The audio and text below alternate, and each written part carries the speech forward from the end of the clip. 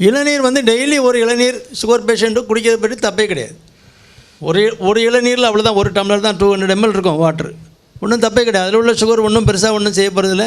அதில் பொட்டாசியம் நிறையா இருக்குது, நமக்கு மினரல்ஸ்லாம் நிறைய கிடைக்குது. டெய்லி ஒரு இளநீர் எடுத்துக்கலாம், ஒன்றும் தவறு இல்லை. நீங்கள் வாரத்தில் 3 தான் எடுக்கிறீங்க, நீங்கள் கூட 2-3 கூட எடுத்துக்கலாம், ஒன்றும் தப்பு இல்லை. ஒரு நாளைக்கு 2-3 தான் எடுக்கக்கூடாது. அதில் வழுக்கையை அந்த இதெல்லாம் எடுத்து போட்டிங்கன்னா வெயிட் போடும். அதில் கலோரி ரிச்சு, அந்த வழுக்கை இருக்கு இல்லையா, அது இளம் தேங்காய் வந்து கலோரி ரிச்சு. அதனால் அதை நீங்கள் அடிக்கடி சாப்பிட்டிங்கன்னா வெயிட் போடும். அதை மட்டும் அவாய்ட் பண்ணணும். மற்றபடி தண்ணி, இளநீர் வந்து டெய்லி ஒன்று எடுக்கிற பற்றி தவறே இல்லை.